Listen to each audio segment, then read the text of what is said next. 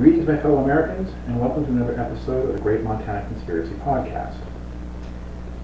As I always say at the beginning of these videos, if you're watching this on YouTube or you're watching it through another site, like, subscribe, and share. Especially on YouTube, it's really important to get our numbers up there so we can get more distribution through that channel. But this podcast originates on monspiracy.podbean.com and distributes to several podcast websites. So if you're watching it out there, by all means, like it, share it, subscribe to the channel, whichever you're watching. Also, pay attention to the information that's attached to the video so you can support us if you deem it necessary or you deem it appropriate. And by all means, give us support, give us feedback, give us whatever you have.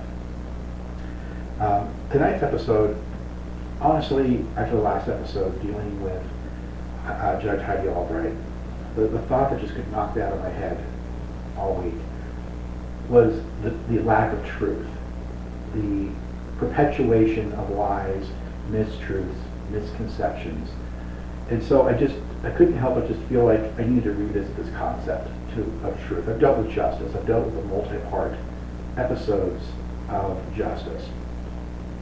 But I think, and I've touched on truth so many times in my podcast, but I think tonight I'm going to focus on truth as a central concept and kind of give the idea of why this is such an inherent concept. Because I think somewhere along the lines, either we as Americans or we as human beings have lost the understanding of what truth is supposed to mean. It's not supposed to be the advancement of a government idealism or a moral standard, or it's it.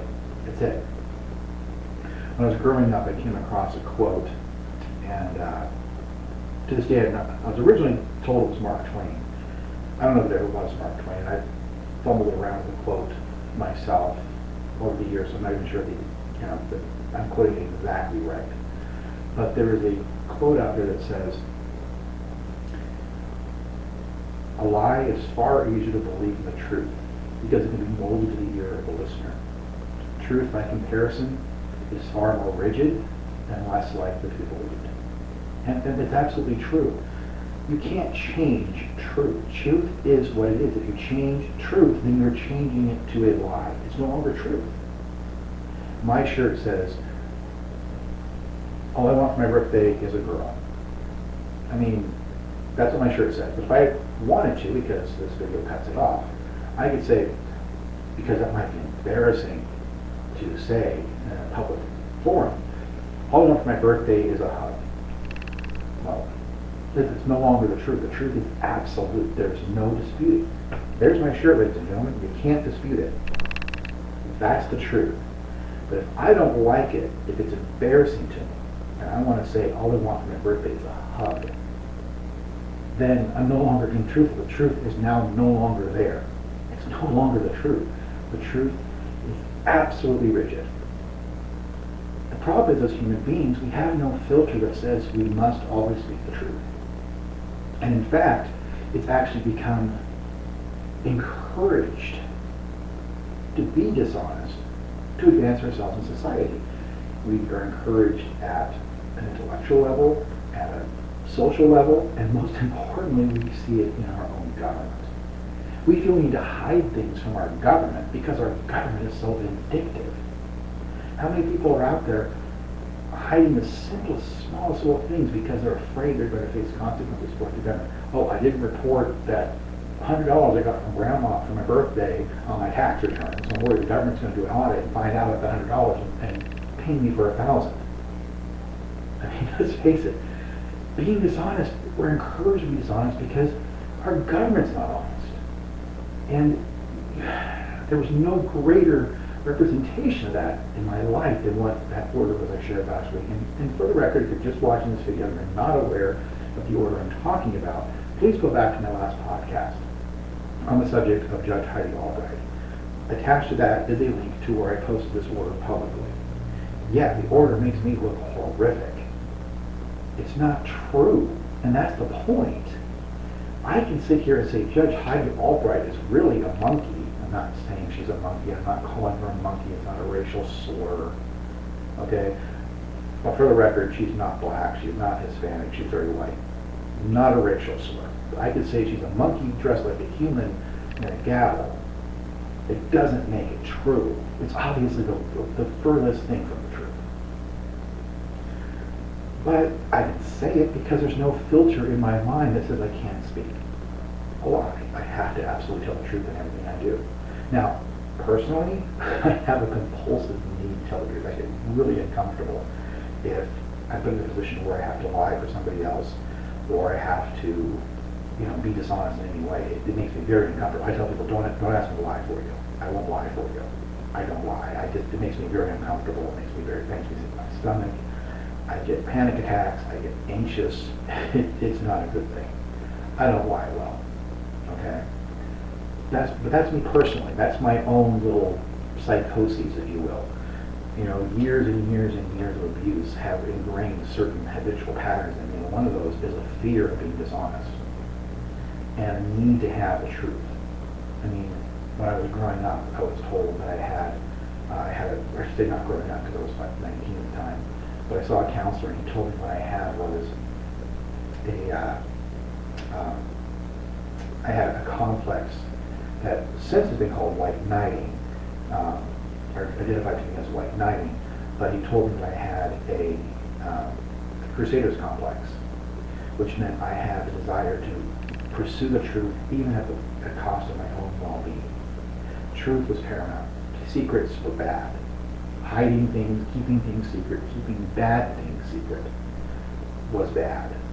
And it affected my basic core values to the point that I feel completely ill if I try to be deceptive or manipulative. It's just not my nature. I'm not faulting anybody who has that capacity, so long as they're not doing it to hurt other people. If you're doing it to protect yourself, protect yourself. I'm not discouraging you from being dishonest if that dishonesty protects you or somebody else. Appropriately so. I'm not saying lie and protect the criminal. If there's a murderer hiding in your house, it is not okay for you to feed them, shelter them, and keep them, safe from harm and facing consequences for their crime. But if your child has an illness that the rest of the neighborhood would find uncomfortable, it's okay to conceal that information, even to lie about that information if it's protecting the welfare of your child. These are the examples of the differences. If there's a moral justification, there's a moral justification. I personally would have a very hard time in either scenario. But it's not faulting anybody who does. The problem is that in our society, that's been lost. It's completely lost. The concept of being truthful is no longer a paradigm. It's now a rarity. Because we lie in our everyday lives. We lie about everything. I could mention the taxes. You lie on your tax forms about this smallest little thing.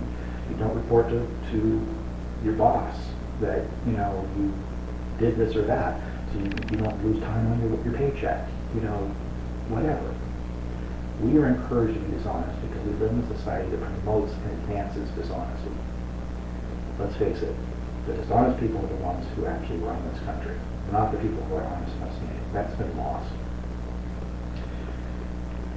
I'm sure a lot of people out in the world, probably the vast majority of people who are hearing this, have heard the expression, truth, justice, and the American way. Well, this is, of course, a slogan penned of Superman, Kal-El. DC Comics created, no copyright intended here, but Superman had this ideal. And people think, it's from the very beginning. No. It actually started in the 1940s. It was part of the radio serial program they wanted this commanding slogan, motto, battle cry, if you will, truth, justice, the American way.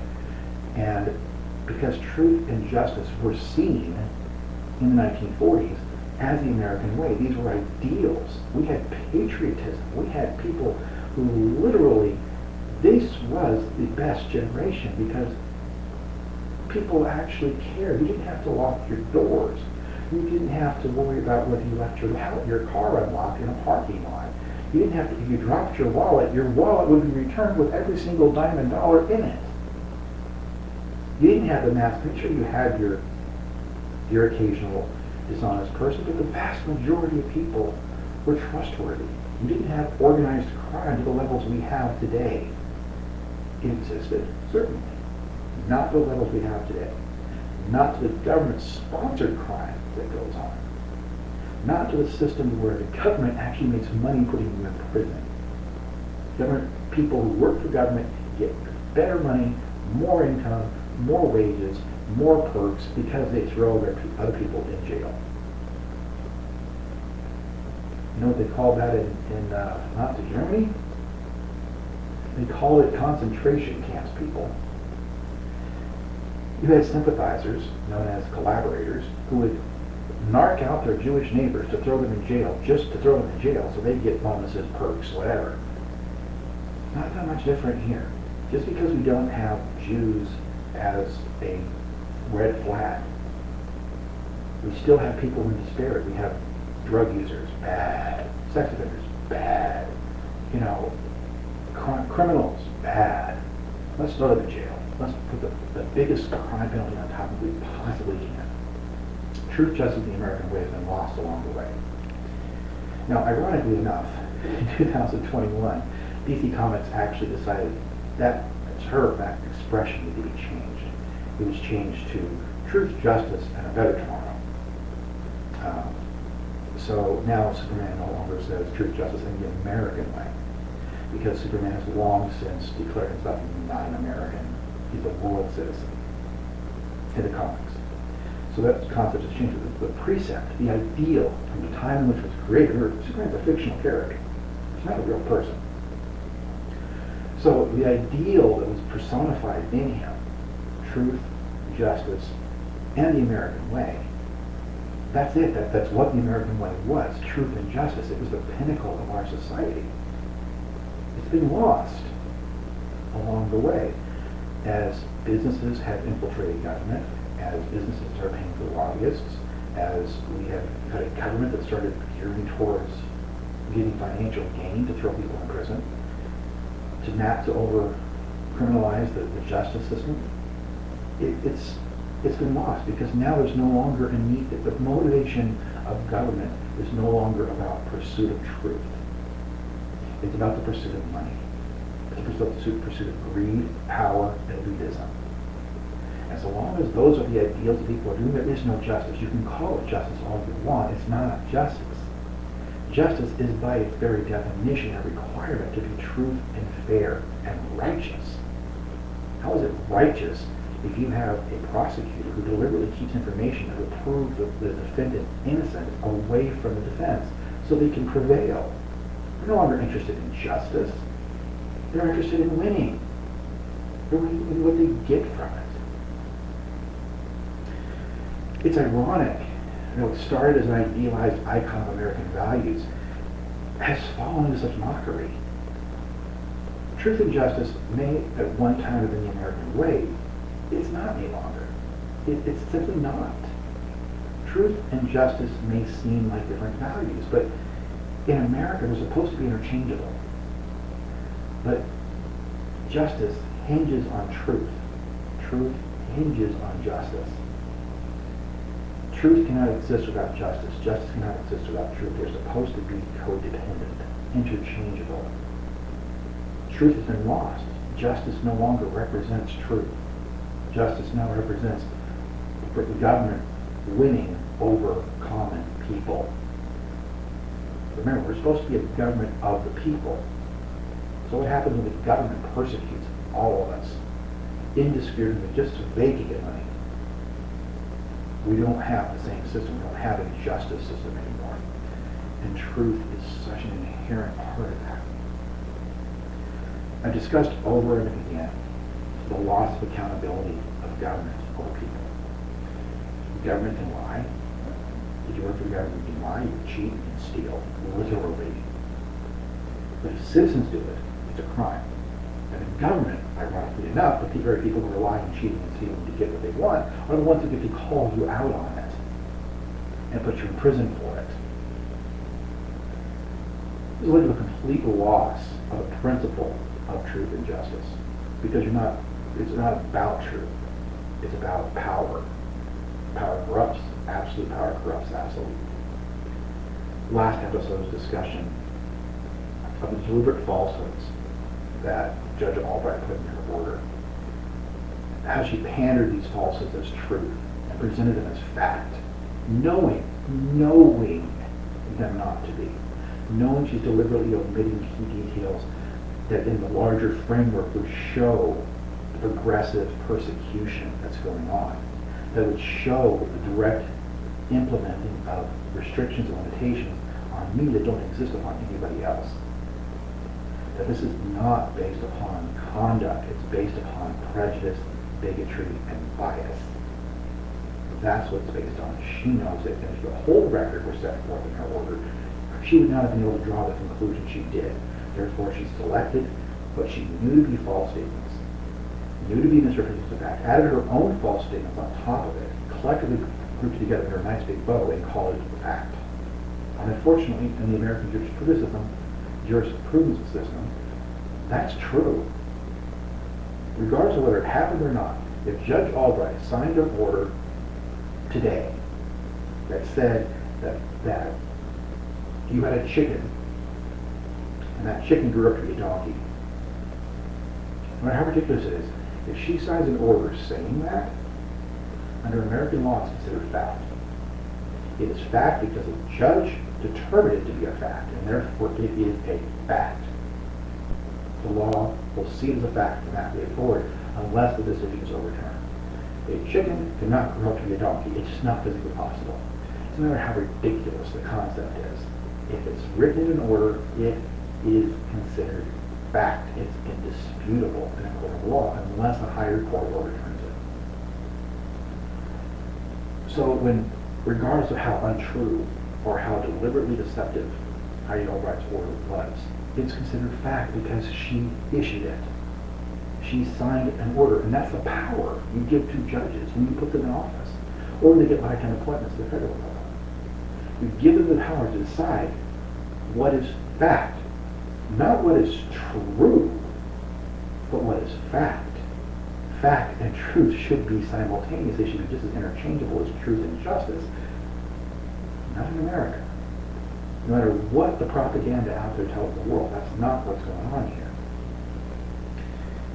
Truth is such an essential component to any democracy, any republic, any government of fairness, or life of fairness, whether it be government or otherwise. It is so essential that it's a material concept that shifts based upon who is in control of it. Who gets to decide or issue the facts? Who gets to issue control it? We just dealt with I almost said regime, but it's true. We just dealt with an administration that focused on keeping facts away from everybody, keeping the details, hiding them, regardless of your political persuasion and your reasons of what justification may or may not exist. The truth is, the Trump administration dealt largely in hiding details. Now they hid behind things like executive privilege and absolute immunity and every other legal philosophy you can imagine to justify it. But they focused largely upon suppression of facts and suppression of details for self-preservation. Now, don't get me wrong, every politician has done this. Every politician, Joe Biden has done it, Barack Obama has done it, John F. Kennedy did it, George Washington did it. There is no exception to the rule. Every president has done it. Okay? So I'm not sitting here saying Trump has done it and no other president has done it, although there's a lot he's done that no other president has done. This is not one of them. However, the amount, the volume, the massive amounts, most presidents in the past have seen the necessity that we'll release some information, so we don't have to release all of it. Or we'll leave the dam a little bit, give them these crumbs, so they focus on those, and we'll deflect them away from the fact there's other stuff we haven't told them. That's government. It's a sad truth. It's a broken concept. It's unfair. It's unequal, and it certainly doesn't represent freedom of information. But it's a truth. It's a general truth that all presidents have done. But Trump is just the opposite. I'm not trying to politicize the video. I'm not trying to be an anti-Trumper. Honestly, I really didn't want either Hillary Clinton or Hillary Clinton or Donald Trump to win this last election. I was not on either side. So I'm not a Clinton person. I'm not a Trump person. I'm not a Democrat, I'm not a Republican. not politicizing, just pointing out a fact that suppression of information, keeping information back, is in itself an omission and is in fact a lie, regardless of who's doing it. Well, okay, in America, we have this concept of lady justice. It's been a concept around forever. Literally, well, not forever. It's been around technically since around 400 BC. Lady justice has long been adopted as a sign of American justice. It's the imagery of a woman with a blindfold, and she's, on one hand she's holding scales, on the other hand she's holding a sword. And it's supposed to represent the idea of equality and justice. Growing up, I was always told that this was indicative that justice was blind. That, in other words, true justice did not care about anything but justice. There was no bias, there was no prejudice, didn't see the color of the person's skin, didn't see the sex of the person, didn't see where they came from. It was just justice. That's all it was. But the problem is that when you're dealing with a concept such as justice, or you're dealing with a symbol of justice, or an ideology, you have a problem when that very principle of ideology is challenged. Because just as fact is, or truth, is so rigid, and it's not malleable, it's not changeable, it's rigid. So too the stone statue is supposed to be rigid. So the principle and the ideal should always be there. Like the Statue of Liberty holding her torch and bearing her tablet and saying, you know, I welcome all people to my shores. Until the next generation comes along and decides they want to start putting in immigration laws. I mean, clearly ideals change, but the principle of truth, how do you get that to change when it's represented by a stone statue? It's supposed to be implacable, it's supposed to be unmovable, and yet it's not. It's changeable, it's malleable, it becomes whatever the person in control of government, or control of media, or control of what you're hearing and seeing is going to tell you it is.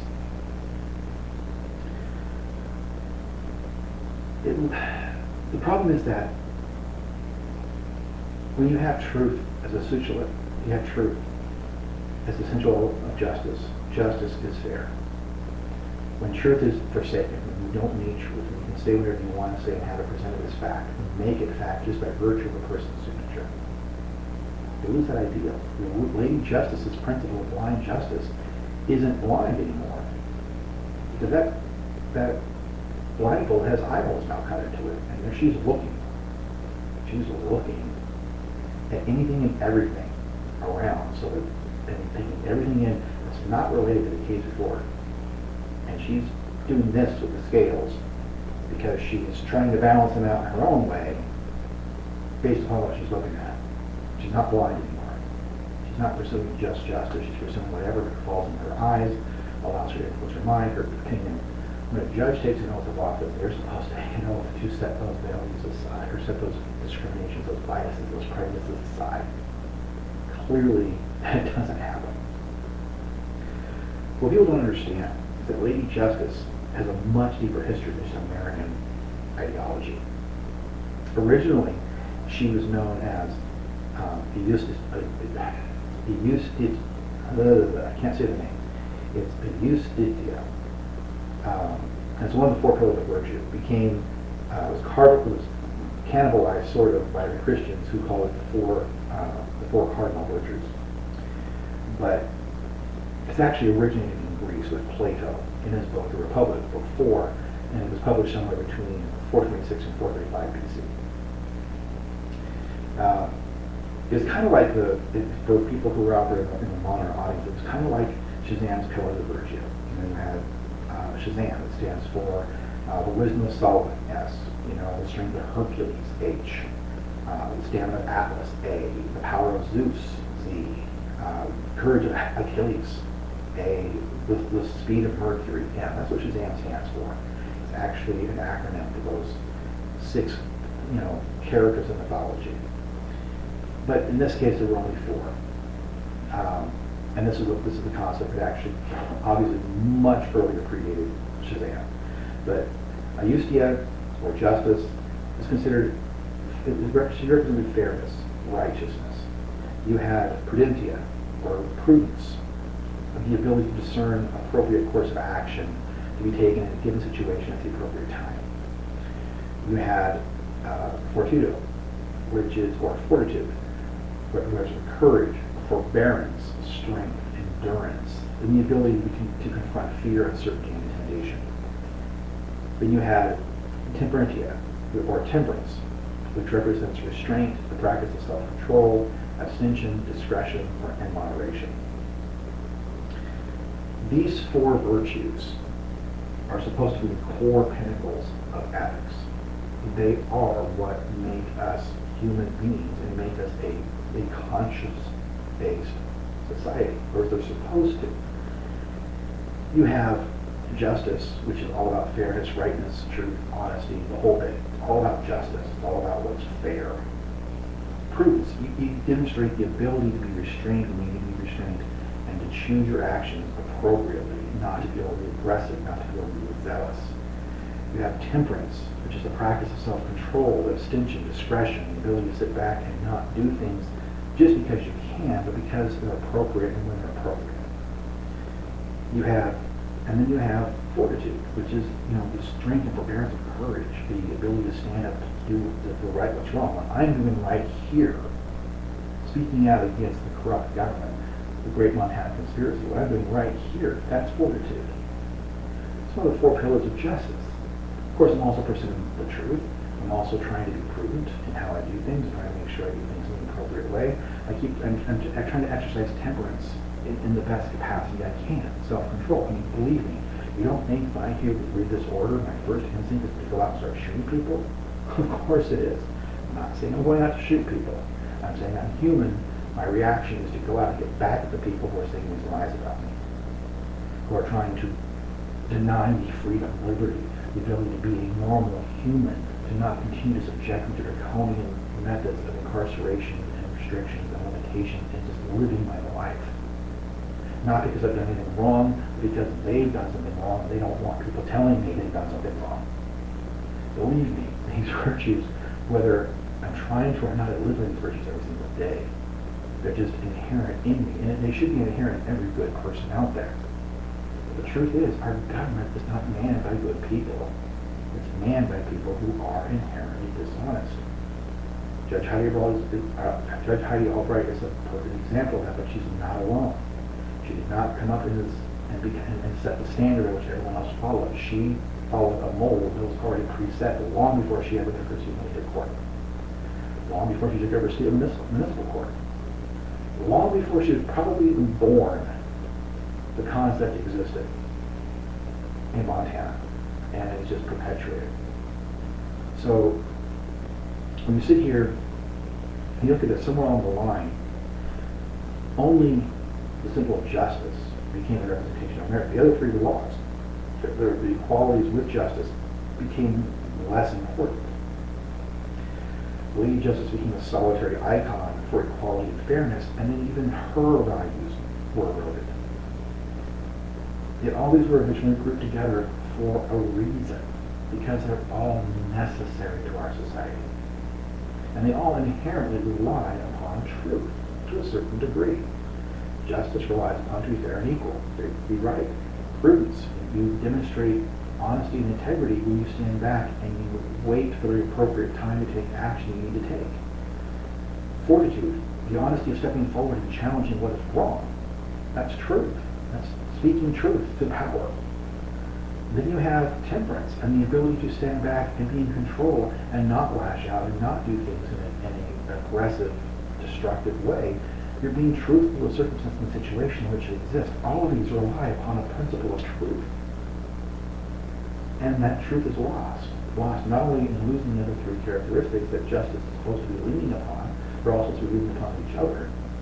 But even justice herself, when she stands alone, has been eroded away because government no longer pursues the truth. It no longer pursues justice. If we rely upon the definition of justice as defined by the Greeks to be fairness and righteousness, it immediately precludes dishonesty, chicanery, or deception. Lying, mistruth, anything that's not wholly the truth is abhorrent to justice. It's abhorrent to being fair and righteous. You cannot be righteous if you are not being honest. You cannot be righteous or fair if you are deliberately causing someone harm through deception. You just can't. Not all of these, none of these are all fairness, righteous fairness traits, and they can't be. They can't exist. They cannot exist and have righteousness and fairness be the guiding principle. If the government's allowed to lie, it's allowed to withhold evidence, it's allowed to use people's words against them because the person didn't understand the difference between what could and could not be used in a court of law.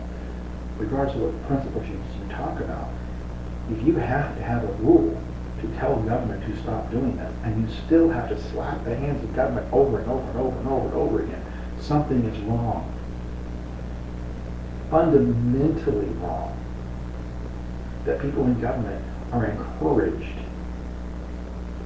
and given actual bonuses and given encouragement and given incentives to be dishonest, to not be fair, to not be righteous, but to be just right, to be push themselves and do what they want to do in their own self-interests and the self-interests of their own government, of their own agencies, rather than actually pursuing the truth.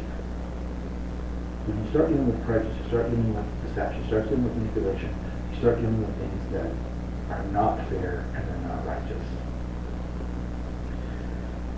These specifically prohibit the existence of righteousness and fairness. Just by their existence, just by the pretense of their existence, just by the suggestion that they're present, destroys any concept of fairness and righteousness. You can't have it. And if fairness and righteousness are the pillars of justice, and the justice system is inundated with deception and lies and manipulation and prejudice and bigotry and everything else, then you don't have justice. You can call it a justice system all you want, but you don't have justice. This is a black shirt. You can't say it's white because it's not. It has white on it. The shirt itself is black. You cannot say this is a white tank top. I mean, sure you can, there's white on it, but you're omitting the details. There's red and there's black as well, primarily black. In fact, there's something on the back. So you can see it's an entirely black t-shirt with some red and some white on it. So what does that mean? I mean, what happens when government loses focus on what is right or fair in the pursuit of justice? You have America. You have the current modern American penal system and judiciary. You have the modern day what they call the justice system. Why I so often say the so-called justice system, because it's not justice. Prosecutors and judges are no longer focused on what is right or fair. All they care about is winning.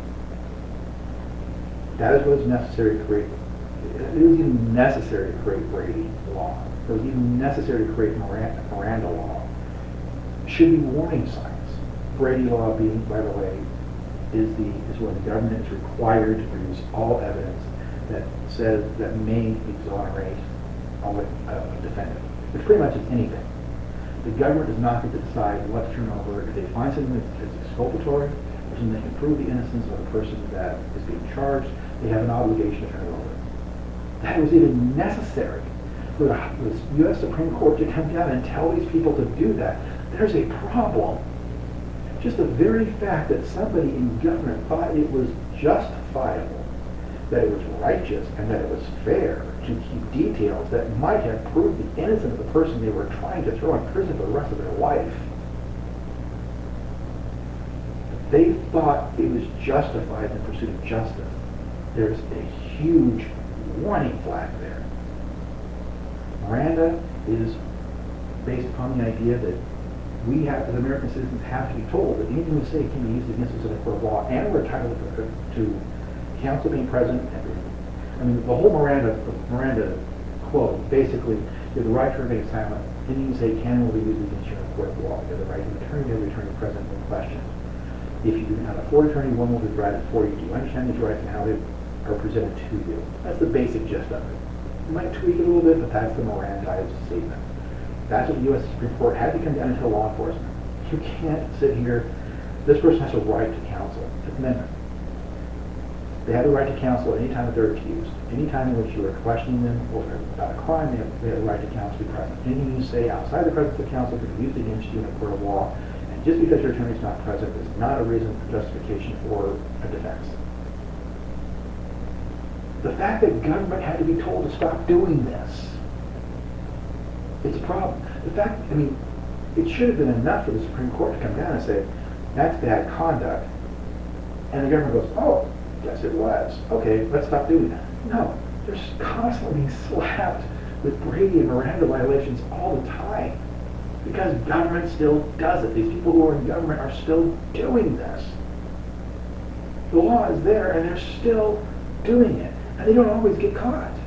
And even when they do get caught, they aren't always held to the standard by whoever's in control of the government at the time.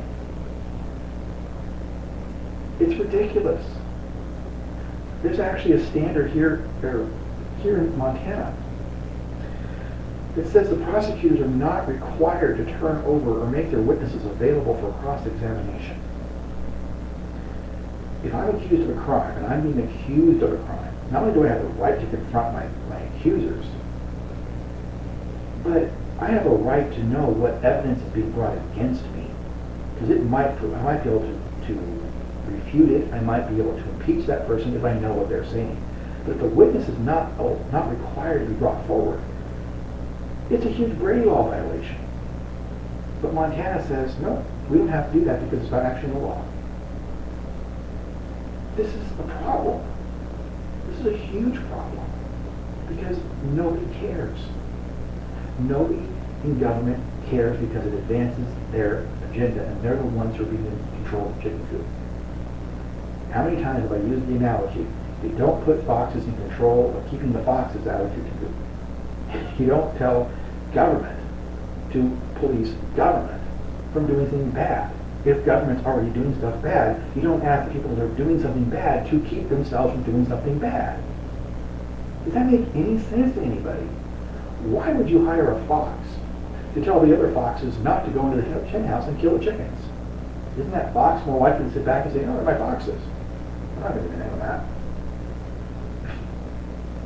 Same problem here in Kalispell with the police department and the sheriff's department. There's no internal affairs department. They police themselves. If there's a complaint about them, they go to their own co-workers and say, hey, what do you think? Here, here's the blue badge. The blue badge is where people are at, the police department actually protects their own. It's a very common brotherhood analogy. The idea that a cop doesn't swear against a cop doesn't turn another cop in, a cop does the cops look out for cops. But what about the people? If that cop is out there shooting people in the leg, and the only person that's called upon to ask about whether or not he's really shooting people in the leg is someone else who's also out there shooting other people in the leg. Maybe he's shooting people in the arm instead. You think the guy's going to sit here and say, oh yeah, Frank over there is shooting people in the leg, he needs to get fired. Because I'm out here shooting people in the arm. I don't care.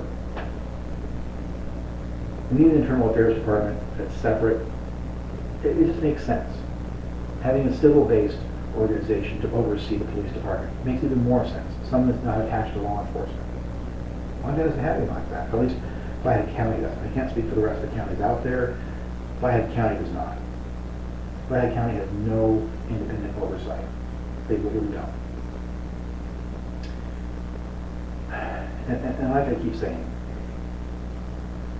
why, if it's necessary to sit here and tell government what they cannot do and have government be responsible for overseeing whether they do it, you're not fixing the problem. The problem is that truth is no longer part of justice. And so long as truth is not an inherent philosophy of justice, or people who are sworn into office, then you no longer have a principle of government that's fair or righteous. Albright spent a vast amount of time writing a very tainted and biased version of events to advance her agenda, her principle, her idea that she wanted to vote because other people want it, and she gets benefits from helping promote this anti-Ron Glick campaign.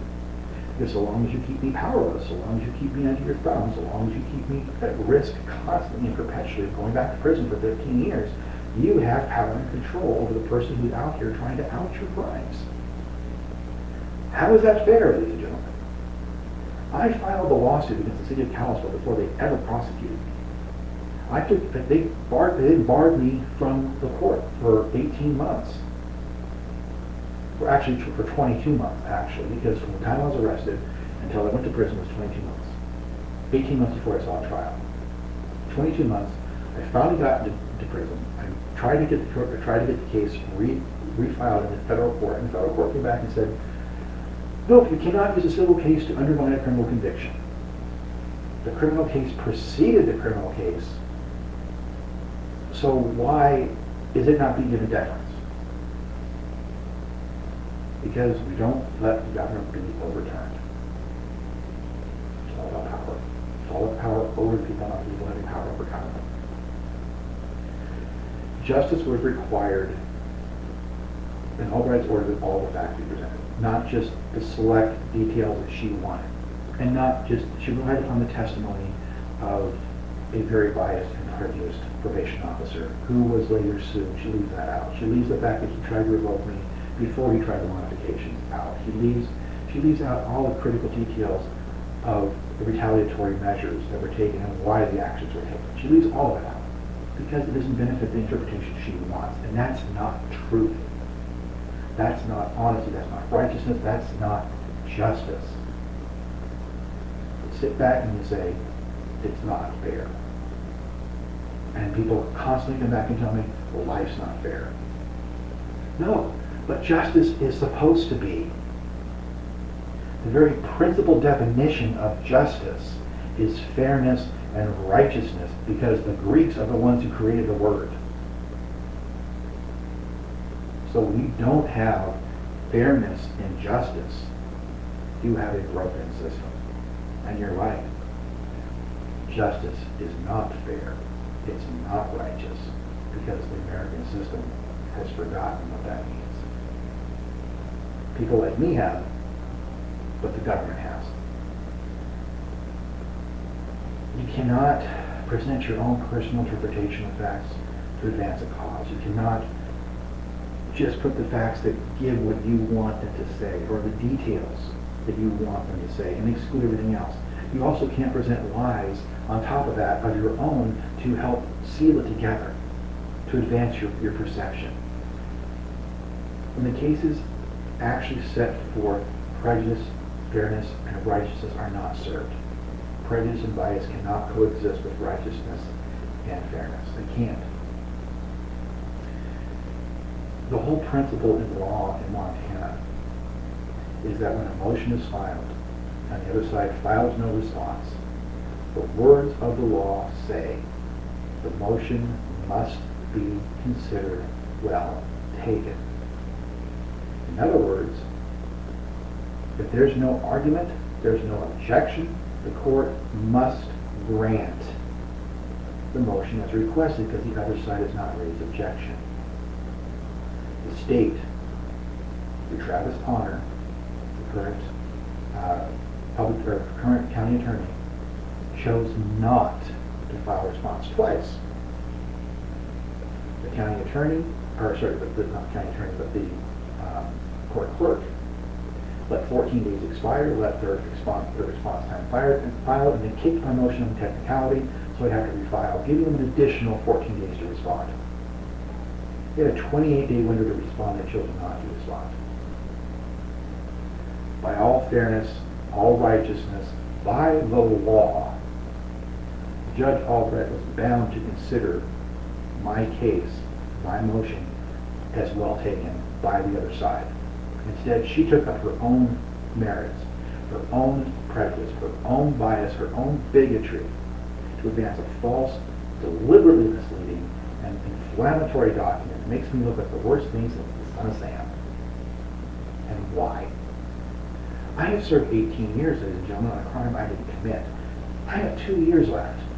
What's the harm in letting me have 2 years more freedom of my life, which is a limited virtue, a limited capacity? I'm going to die someday. The number of years I live under restrictions and limitations are curing away the basic principles of life, liberty, and the pursuit of happiness are being stripped from me. What's the harm in giving me 2 more years? 2 more years back of my life that have been stripped and taken away from me by this unjust system, unfair and unequal administration of so-called justice. What's the harm in 2 years? Seriously, what is 2 years? 2 years out of a 20-year sentence. Can't give it to me. Why? It's advancing something. It's certainly not advancing justice. It's certainly not reflecting the actual circumstances of my detention. There are people out here who literally are doing drugs, they're drinking, they're stealing, they're continuing to perpetuate their criminal lifestyle. They know I'm not a criminal. They know I'm not out here doing this, but they have to find a reason and a justification to keep doing what they're doing. And that's the problem. The problem is that it's not at all equal. And there is something to be said on the lie of omission, not just the lies and the perpetuation of false facts, but withholding facts to advance a false interpretation. Lying by omission, this by the way, this is going to come from Wikipedia as its source, so I'm going to be quoting it directly, just because it's a really good summation of the issue, not because Wikipedia is necessarily the premier source of relatable information. It's just a really good definition. Lying by omission, also known as continuing misrepresentation or quote mining, occurs when an important fact is left out in order to foster a misconception. Lying by omission includes the failure to correct pre-existing misconceptions. Basically, this is where you say something that does not include all the facts in order to present it as a mistruth. You could say, the cat ate a mouse. Seems like a pretty straightforward statement, except the full truth would be the cat's food included ground up pieces of mouse. So yeah, the cat ate a mouse, but he didn't go out and kill the mouse. He didn't then consume the body of the mouse. The mouse parts are in his food. One is the truth, one contains lies of omissions to interpret it a specific way. When you leave the bulk of the information out, it becomes a completely different story. When Albright left out details that were critical of the situation and circumstance, by the way, you can tell I stopped my video because I had a technical background issue and I put my glasses back on. And there's a reason why I don't have the glasses on, as you could tell as I took them off, because they have a glare, and the glare just is impossible to really look good. I can't stop the glare. So forgive the fact that the glasses are on for the second part of this video. But at any rate, saying that the cat ate the mouse might be an essentially true statement. It might. The cat did eat a mouse. It's not the circumstance. He didn't go out and kill a mouse and then consume the mouse. He inadvertently ate the mouse in the course of eating his own food that was given to him by the humans that take care of him. By omitting the key details of this version of events, it makes it look like the cat killed the mouse, then ate it, which is an untrue interpretation. Just as Albright's excluding the details of the first failed revocation attempt, the second failed revocation attempt, the modifications that came as retaliation from that, the restraining orders that came as retaliations for lawsuits filed, the fact there's a pre-existing lawsuit that's been pending since 2007, all of these facts are omitted. The fact that there was a trademark issue pending when Angela Townsend ran to this court to try to get me banned from saying the title that I created. Just like it's excluding the fact that every single time Mara appeared in the courtroom, she said, I just want the lawsuit to go away. I want Ron to go back to prison so he can't keep suing me.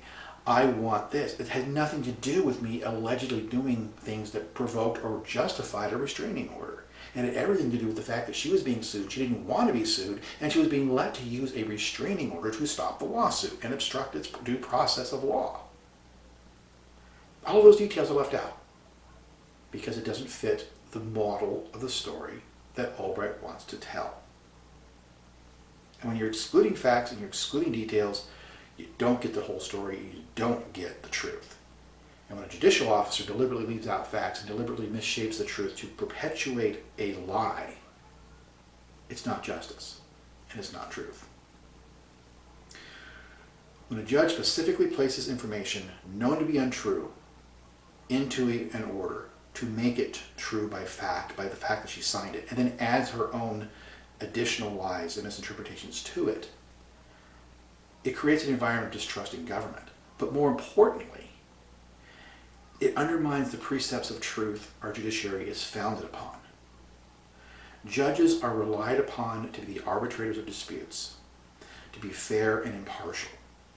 That's why Lady Justice wears the blindfold. That's why she has the scales. That's why she has the sword, to indicate that she is a firm and adamant, implacable source of truth and justice, fairness and righteousness. That doesn't exist in our current system when a judge can do what Judge Albright did. In fact, the entire function of a judge is defined by the term impartial administration of justice. There's no impartiality here. This was a situation to where she was faced with a situation where I made a pleading, the opposing party chose not to make a response, which means the motion must be considered well taken. She's not supposed to enter the field as a separate party and argue on behalf of the state who made no appearance. She's advancing an agenda. She's advancing a perpetuation and a misrepresentation of the facts for the express purpose of justifying the continued detention of a political prisoner. Nothing more, nothing less. That's what she's doing. That's your elected official, ladies and gentlemen. That's the one who literally has power over your life, whether you want to admit it or not. It is the deliberate effort to deceive, hide, or misrepresent. That's the concern here, because if you allow this, if this judge, if any judge, if judges as a whole are allowed to do this, all is lost. Once again, I thank you for your time, and as always, like and subscribe. Share this video with your friends. The more people that get this information out there, obviously the more the power of this video holds. The safer I am, the safer you all are if these words actually lead to social change and government change, which I certainly hope they will. As always, please read the description. There will be links as to how to contact myself or my producer to support us if you wish to support our cause. Even if it's just a situation of, hey, I'm throwing out my support verbally with comments, by all means, to share your stories. Tell us everything you can. Give us information, give us more insights into what's going on and ways that we can help affect change by spreading the information. Please, if you're listening to this, as always, whenever possible, please be safe, and more importantly, please be free. Thank you.